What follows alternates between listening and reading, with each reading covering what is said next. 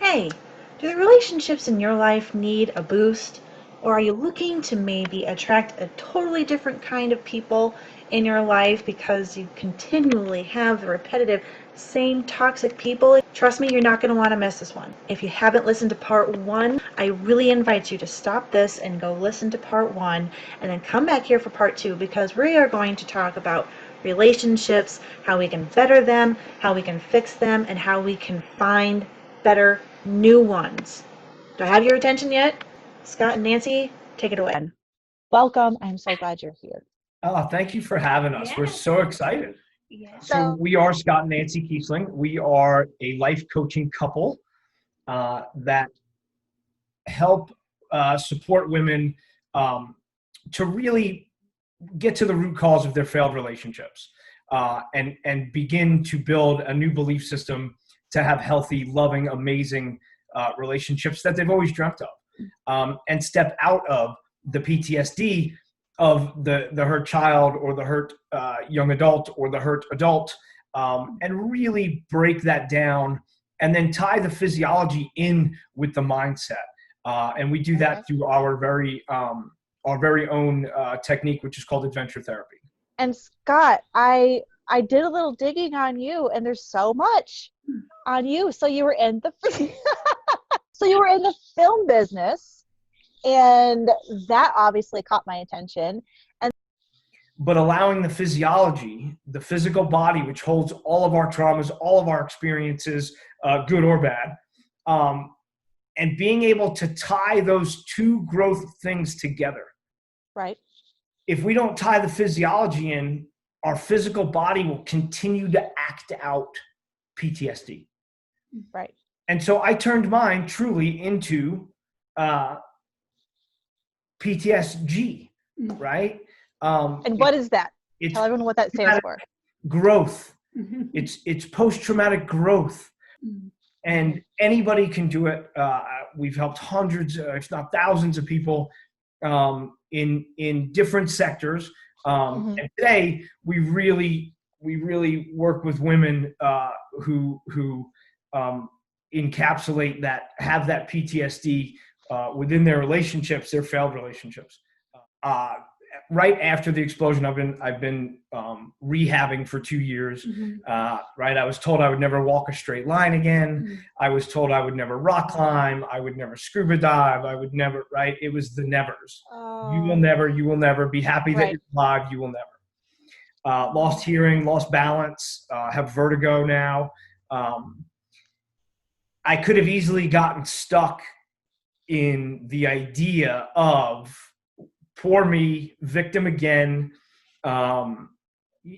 Instead, it really happened for me. I think for me, my concern at the time was making sure to hold him accountable in the nicest of ways, right? Right. Not letting him fall to the victim side of I can't. Doctors tell me I can't, I should, and not falling into, I guess, sadness for myself that this is where our relationship is. It's just a moment, and if you stay in the part of pulling each other up, then you will get to the other side. If you stay in the sadness and the woe of why did this happen to us? Why are we going through this? You stay in that place that much longer. But really pushing him in the kindest of way, but pushing him to his limits of you can still be the man of the house. You can still do these things. You can still rise to the challenges, and making sure that they have the time to have their pity party when they need to have it for an hour, 2 hours a day, whatever that might be, but not letting them stay there, and I love it. And to have a partner that disappears when I drink water. to have a partner who supported me unconditionally, who reminded me of how much more I am. Truly got me to the place that I do walk a straight line. We went canyoneering last week. Did I have some challenges? Sure. but it's the first time I got to do it in 2 years, 2.5. Oh, bless your hearts. Huge. Before I could really get out of my stuff, I had to learn from mentors and coaches who have done it, who have walked the walk, and truly came out the other side. Can you feel that? Can you feel the power? I get a little passionate. I feel it. I love it. No, I love it. That's why I wanted to bring attention to it. Weaved in and out of it. I want to talk about your adventure therapy. And I know you like to work with women and the relationships. So I had a boss who loved me to death and meant well. But one time he looked at me and he said, "Tracy, your picker is broke." I went to your site and I downloaded that book that went through all the different types. I have not figured out my one major one because I checked off every one on the list. I'm like, wow, my picker really was broken. Tell me, because I can't believe I'm the only one. I know lots of other women who are going, you help us find that person and help you get over, your type. Talk to me about how you guys do that and how you do it together, because I think that is probably huge key in your success. And then how your adventure therapy goes in with that. Just tell us. We're all just begging you to tell us. Right? What we like to call it is flipping your magnet. So a lot of times our magnet is just upside down and we're attracting in every single thing we don't want, right? Okay. What we do is when we say we help you find what you've always been looking for, find the love in your life. We're not a matchmaking company, first of all. Right. Clear that up for everybody. We're helping you find within what's been missing and why you've been attracting in everything you don't want. And it's not that you're broken. It's not that you need to be fixed. It's not any of that. It's simply we're all human beings. We're all programmed from our past experiences, our upbringing, and that shapes how we behave and what we attract in. So we work with people to flip that magnet.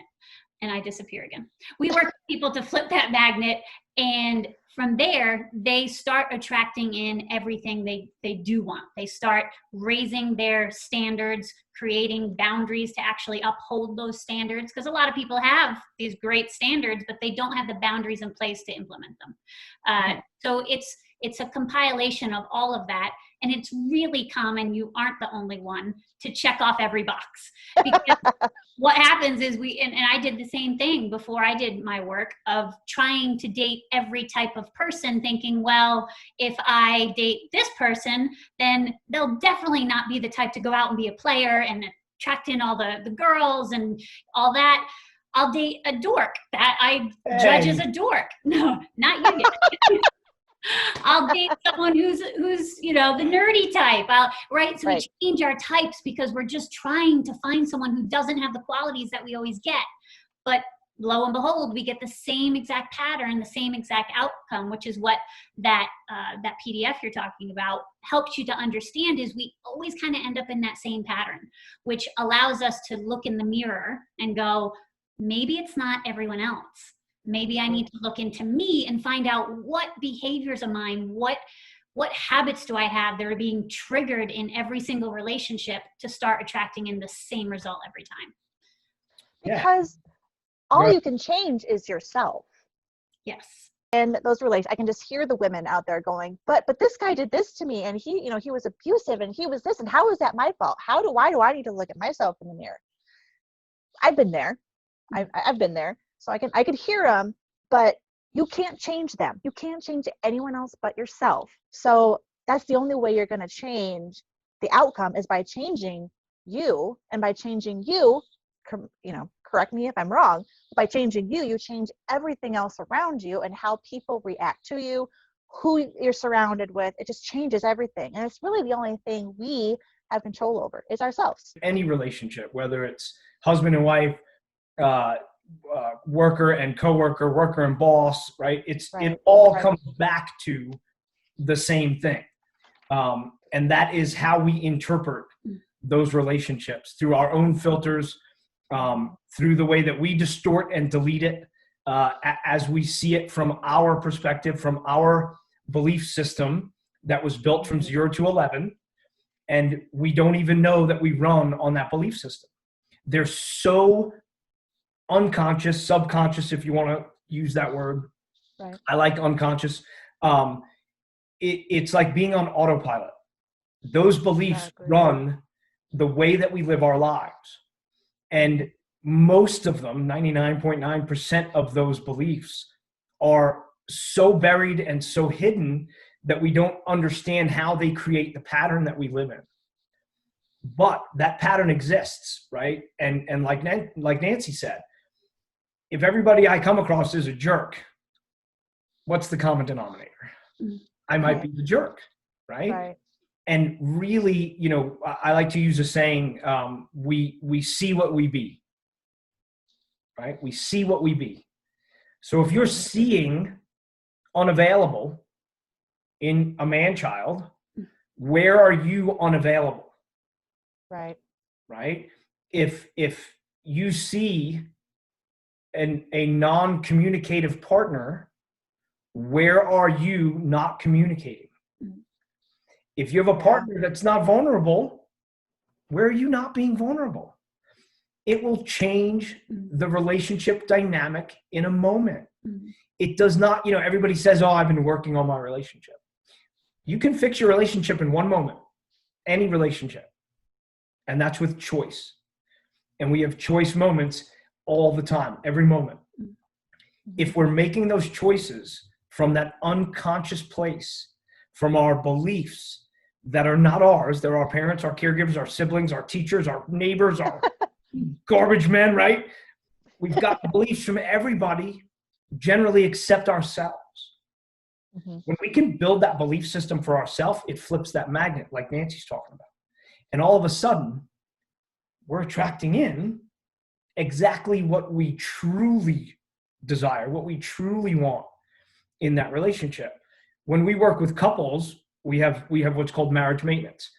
And it's really about the communication, the vulnerability, and the idea that for most folks, we give love the way we want to receive love. Right. And that's not always the same for all of us incredibly unique human beings. I love one way, she loves a different way. So I can't give her love the way that I want love, or there's a resistance, there's a barrier.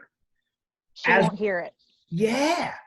Yeah. So it's about uncovering all of that, but within ourselves first. So we hear a lot of folks go, I want somebody to complete me. That person completes me.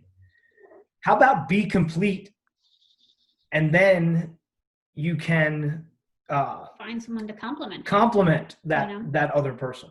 Yeah. Right. Well, and I want to touch on what you had said earlier, because that's exactly how I was before, of looking and going, but they're the one cheating, right? They're the one being whatever. So how do you look at yourself and say, I took part in that, right?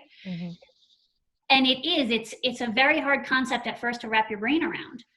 But we're not condoning the behavior of anybody, whether it's they're not communicating, they're cheating, they're finding love elsewhere, they're doing whichever, they're not treating you right. It's really looking at, like what he just talked about, of we see what we be. If we're not communicating, if we're not being vulnerable, it breaks down the foundation, which then crumbles the relationship, which then leads to cheating, right? Which is what I found out about myself. Every relationship I was ever in, the guy cheated, they found something else, that took precedence over me, you know. So it was looking at that and going, well, but they're the jerk. They're the ones treating me with terrible behavior, respect, etc. But it was, what was I doing in the relationship that led up to that, of not creating that bond and not showing them what I wanted, not teaching them how to treat me, you know. And that allowed me to then look at myself and go, well, it's not that I'm condoning their behavior. I'm not saying that, oh, well, of course they should have went off and done that, right? Because that's the most selfish, babyish behavior someone can do, is go fill their needs with someone and not communicate beforehand. But it's not their fault that they treat them, that they did that thing. It's not a blame game. Yes. No, it's about is. taking responsibility. Yeah. Like I said earlier, taking the responsibility for your part doesn't make what happened, doesn't make the outcome right. Right. But if you don't communicate, if you don't talk about how you want to be treated, if you teach them that treating you like garbage is okay, there's a responsibility in there that we've got to look at. And we don't tell folks what they want to hear. You know, we're quite upfront. Good. But I think, especially, you know, in relationships, in working with through tragedies and trauma, there has to come a point, there's a time for letting someone grieve. There's, like you spoke about, there's a time for, you know, just unconditional love and compassion. But then, like you said, there's a time for a little bit of tough love. There's time for reality checks. You know, this is the reality. This is where you're at. This is why. Because if you don't know that, if you don't have a diagnosis, you can't figure out a conclusion. So if you don't know what the problem is and not skirt around it, but really pinpoint it, then you can actually get a solution. So I think that's beautiful. Yeah. If you continue to get the same outcomes in your life and you don't change anything you're doing, you will continue to get the same outcomes in your life. If you want different outcomes, you need to put in different actions. And those actions have to come from that conscious place, not the cage of the mind, not the story that we make up about whatever that experience is. So moving into, how does adventure therapy, what is it and how does that work into all of this? Because our physiology holds so much of our experiences, right? It holds everything, just like your memory, right? The body is another memory that we carry. Going through mindset change, right? Understanding where those beliefs come from, getting rid of the ones that don't serve us anymore, right? Building new beliefs that do serve us in empowering ways. And then we retrain the physiology along with that. So like a rewire. Yeah. Yeah. And it's not about just the neural pathways, because we can get that in anybody. We can get that pretty easily, pretty fast. And most coaches and therapists, if they choose to, can as well. It's the physiology tie-in that stops the roller coaster ride that comes along with just changing the mental state, the mindset. Okay. So what I mean by that is we can talk about fear. We can explain that fear is false evidence appearing real, that danger is one thing and fear is another. And we don't need that fight, flight, or freeze mechanism that's built into the lizard brain today. There's very rare times where we truly need that anymore. We're not being chased by a lion or a dinosaur. Okay. Right. So when we talk about fear and it being false evidence appearing real, and we retrain the brain, right? We unlock the cage of the mind. We understand the story that creates the fear that we feel and how we can propagate that story. We change that. Your body can still act out fear. It can still act out depression. It can still act out sadness. It can still act out anxiety. When our physical body acts that out, it drags the mindset back down. It locks the cage of the mind again. And so when we tie those two things together, and our model was that we took people on adventure retreats to Costa Rica, to Bali, Thailand, Vietnam, Machu Picchu, right? All these different places. That was generally whitewater rafting, rappelling, rock climbing, right? Anything that we could do to step you out of your comfort zone in such a way that we were going to trigger all of the things that you've learned not to trigger within our modules, in our coaching conversations, in the lessons and examples that we use or exercises. Okay. Great results. We've been doing it for a very long time. With COVID, because our model is, and our true belief is tying those two things together, we got to develop some really new and interesting ways for people to access adventure therapy right in their home or hometown. Yeah. Yeah, I mean, it's still our model. It's just on pause for a little while as COVID comes in. So we had to pivot a little bit. But again, bringing that physiology into check. What happens if you don't is some clients experience nightmares as they're continuing. They're in like, week 7, 10 of their growth and going through the mindset change. Or they feel like they get dragged back down into old ways because the physiology comes in, the muscle memory of the body, and it shows itself. It's like, hey, I'm used to being sad right now. Why haven't you been sad? What's going on, right? So it tries to bring you down, or anxiety, or whatever it is that your body's used to experiencing on a pattern basis. So bringing that physiology in really interrupts that and gives the body a new pattern to follow and locks in the mindset shift along with. Because a lot of times we're having this mindset shift with our daily routines. So we're taking the kids to school, we're going to work, we're doing our thing. And when we're in everyday behavior, our body is a machine. So it's used to what it goes into when you sit in that car. Does it normally go into thoughts about bills? Does it go into thoughts about your relationship? Where does it go? And if you haven't been taught how to sync the two, then when the body goes into that, the mind gets dragged along with, and it becomes this really frustrating place that you end up in. When you learn to sync the two, you feel it come up, because that's what we teach in our adventure therapy, to feel that. So when you feel it come up, the typical pattern of your sadness, depression, anxiety, whichever, you can then take yourself out of it with the mindset work and the physiology work that you've been doing. So it's unique, but it's fun. We like to really make it fun for people. So like Scott said, we've been bringing it into people's homes in the way of, incorporating it into our coaching. So we're coaching, and all of a sudden it's like, hey, guess what you're doing today? We're going to send you, kayaking in your area, or roller skating, or something completely out of the ordinary to bring up all those fun, fluffy feelings.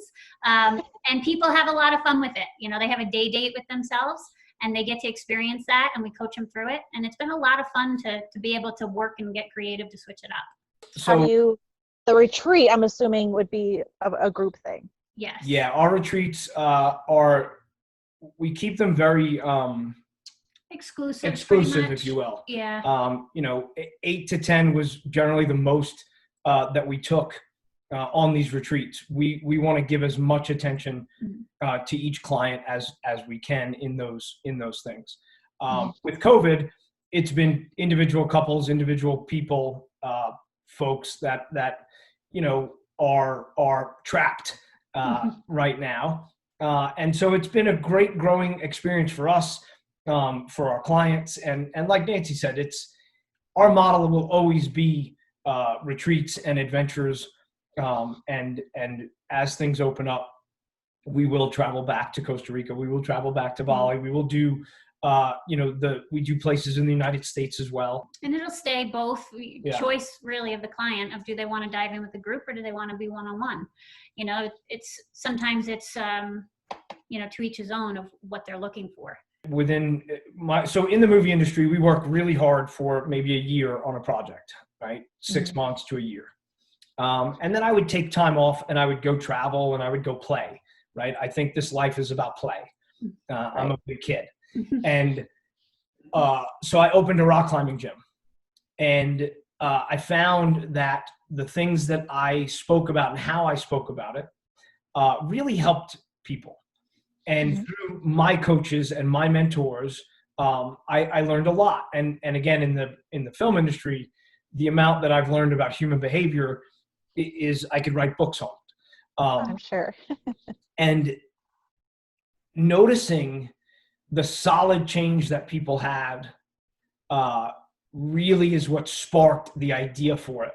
And my climbing guiding trips became really more about that. So I would take couples out. I would take Marines out who had PTSD, law enforcement. I would take folks out that have been crippled in car crashes, waist down in wheelchairs. And I found this common denominator, which was if you give them the right focus, if you can break them of the cage of the mind, the story that they're telling themselves, and you can invigorate them, you can empower them with getting to the top of a rock wall, whether it's 10 feet, 20 feet, 100 feet, 1,000 feet. Tying those two things together to see what it did for people really is what led to the creation of the business that we have today, which is Scott and Nancy. And with my experience in the safety side of it, whether it was, rigging Sandra Bullock up off of a climbing wall, or Joe Schmo who was walking into my climbing gym, all my safety stuff stays the same. So no matter where we go, that's my whole background. I've been a climbing rescue guide. I've been a wilderness first responder. I've been an AMGA certified guide, not to mention all of the things that I do in the film industry that have to do with stunts and safety. And so we take all of that and we really take people to a place of change. Within 12 or 14 weeks, you can have a completely different life than what you've got right now. We are different than therapists in that respect. Mm-hmm. We're not looking to keep the client on the couch. We're looking to get them the change that they want. Beautiful. We do have a licensed therapist that works with us within the adventure therapy when we work with military and law enforcement. That's his specialty. And then we hire guides in the different countries and in the different places that we're at. Yeah, the realm we take is very unorthodox in the sense of not being, a therapist has guidelines, a psychotherapist, a psychiatrist.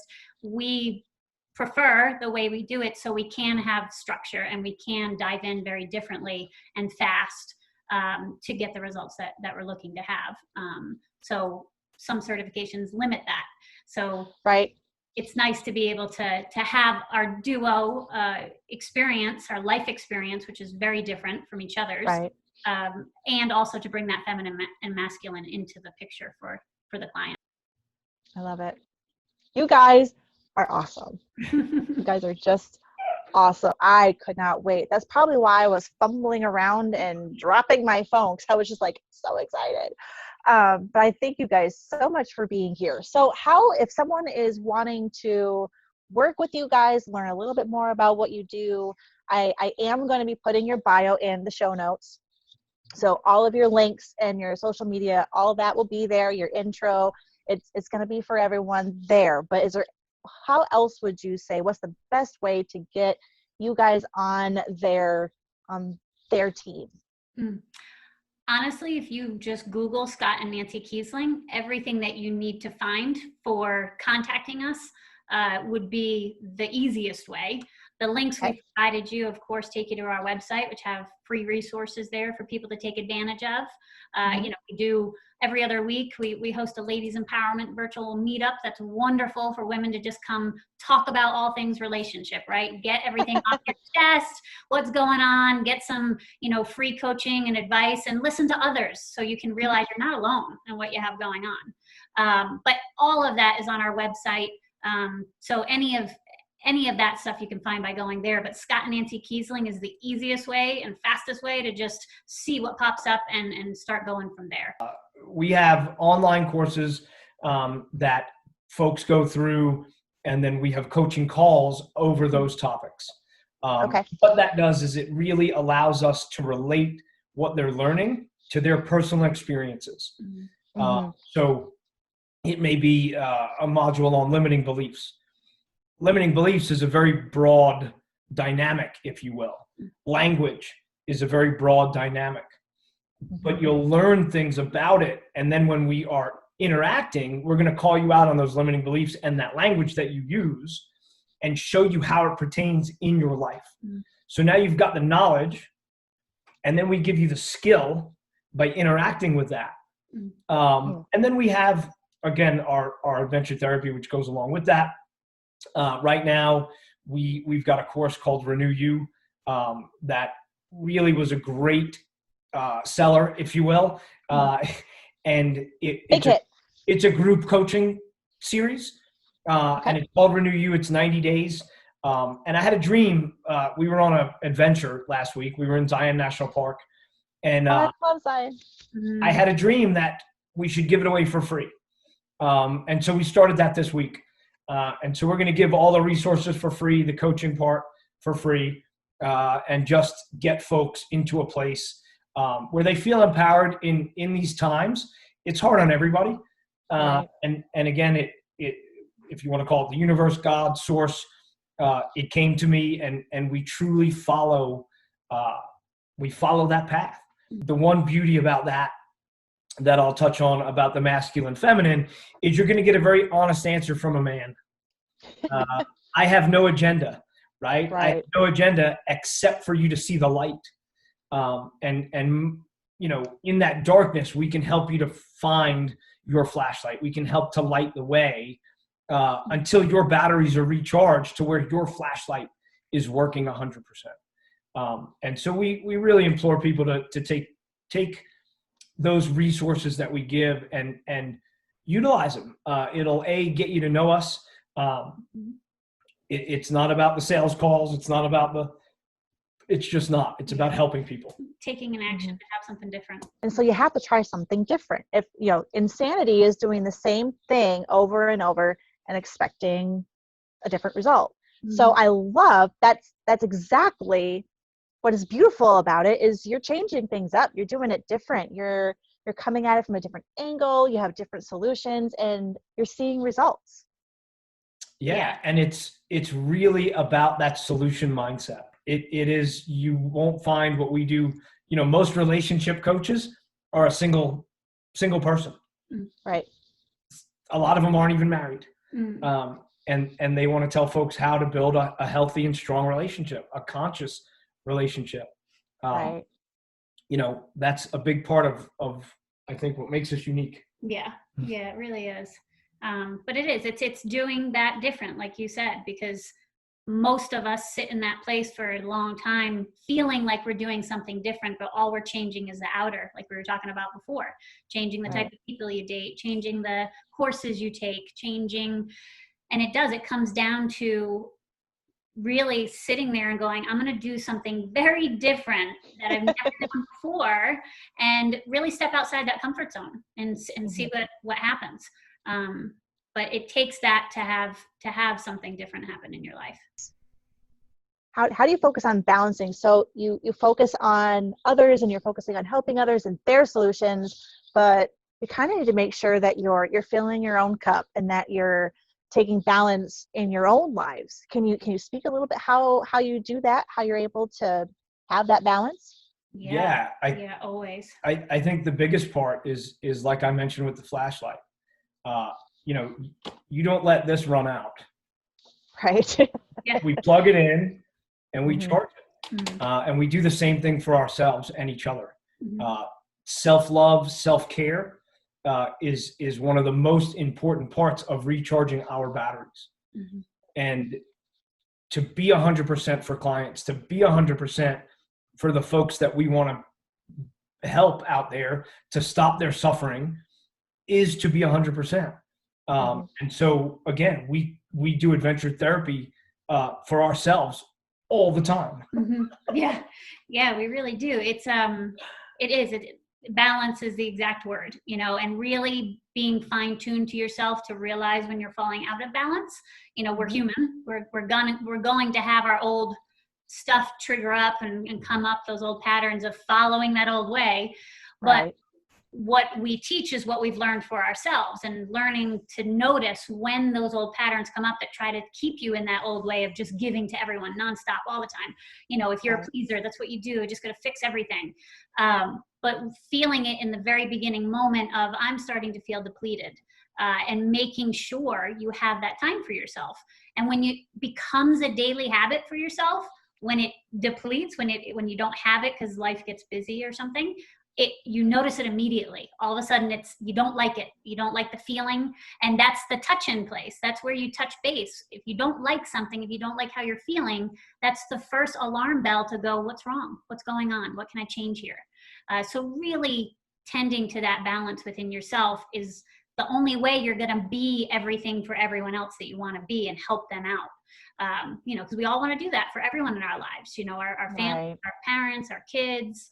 So. Well, and I like that you use the indicator light. We talk a lot about the oil light on the dashboard. Yeah, very similar. The oil light on the dashboard. Yeah. We have them where you are full of check engine lights. Yeah. And if we pay attention, when one pops up, we can reframe it, we can flip it, and not allow it to ring another one, and then another, and another, and another, and another, and all of a sudden you've got 10 check engine lights going. It's a little harder to balance at that rate, and we start to get stuck. And stuck isn't a place that we believe. When you come to a detour in the road, you don't just stop and park your car. There's either a right or a left or a roundabout, right? And it really is about continuing to take those steps to look out for each other. Hey, I notice you're a little quiet this morning. Where's that? What's up? Oh, I'm focused on, okay, well, there's other things, right? And that's the conscious awareness part of our relationship that continues to allow us to grow together. If you were to talk to yourself 20 years ago, 30 years ago, what would you tell yourself? What would be the advice that you would give yourself 20, 30 years ago? There's a few, but I think for me, to not care what other people think, that was big for me. And realizing you have so much more power than you could possibly ever think if you would just stand up and step into it, instead of being in that cage of the mind of, no, they'll like me, they won't like me, this and that, right? And if you just step into it, the world literally just unfolds for you. But it's your timing, right? Everyone has their own journey of when that's going to come to fruition. For me, it was my mid-30s. That's when I really stepped into my power, and it was meant to be that way. And I learned a lot from that younger self of wanting to be liked by everybody. But looking back, I'd tap that little girl on the back and say, just get out there. It's totally fine. I love it. So for me, I would have to say that I would tell, I got to go back a little further because I've been doing this work a very long time.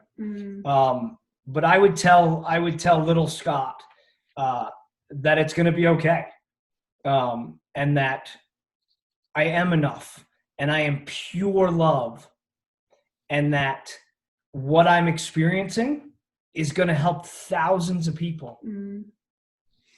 And to really viscerally feel that, not know it, but viscerally feel that you are love. That would be mine. Yeah, that's so true. Because it is. I think everything we all go through, it is to help others later on down the road, along with ourselves, but we all have that. That's a great point. I like that.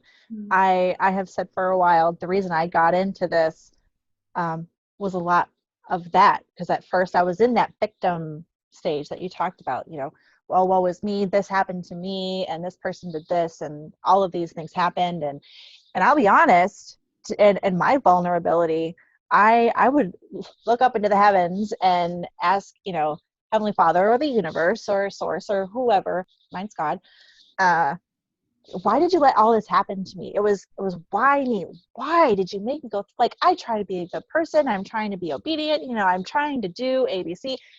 And my heart, why would you let all of this happen to me? And it finally came to me one night.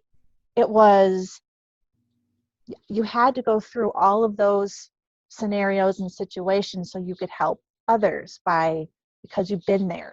I couldn't touch as many lives if I only experienced the one. And now I can meet people where they're at on a lot of different levels and then help them through, which I couldn't have done that if I only had experience with, say, physical abuse. Yeah. And I totally agree. And I love this story. When we ask God for patience, he doesn't make you patient. Right. No. Experiences so that you can practice patience.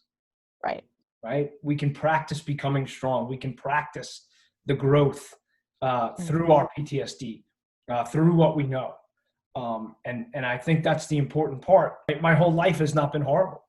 I've had an incredible life with some dabbles of really traumatic things. Right. But what do? We focus on, if we have 10 things in a bucket and 9 of them are exactly what we asked for, and then there's a lump of coal, we focus on that lump of coal. Why did I get a lump of coal? I can't believe there's a lump of coal. I can't believe there's 9 other incredibly great things in that bucket. Right. We can't see past that coal. When we begin to see past that coal, we can help others, even if we're just a little bit ahead of them. Even if we're just 1 step, 2 steps ahead of them, we can help them up. Well, thank you. I think you guys complement each other so well. And your experiences just, I mean, it's a beauty to see. And I can only imagine how far you guys have been able to help people and how many people you've been able to help. But not only just those people, but you mentioned in the bio as well, breaking those generational cycles. And by working with those people, you're helping break those family generational cycles. Yeah. That's one of the first things we touch on, especially with clients with children, is letting them wrap their mind around that, of what, and not from nothing is ever from a place of blame, or you're not doing it right, or you're broken, or need to be fixed. But what are you modeling? If you don't like what you're going through right now, if you wish it could change, your kids are only going to model that until it flips. And it is, Scott's the living example of changing it for his generation, of really changing the cycle of his family forever with his son. My upbringing was not the calmest. It was volatile, to say the least. That was my dad's side, and my mom's side was just to be silent. Right? She had zero power then. And I have to say, my mom has grown leaps and bounds. I've learned more from her growth than any book I could have ever read. She's an incredible woman.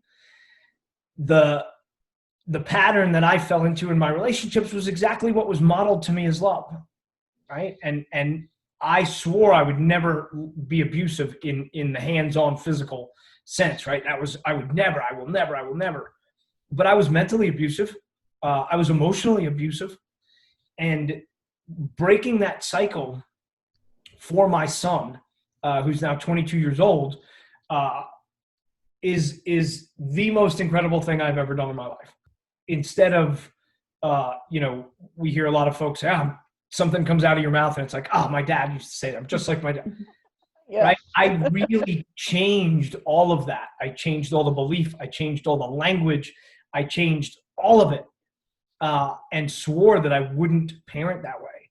And changing what I believed, what I knew, right? Again, stepping through what I know to get to that other side of growth has made my son an incredible human being. Incredible.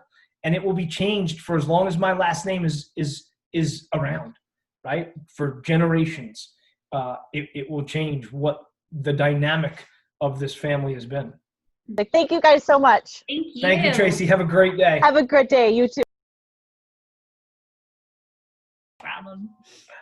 I think the world.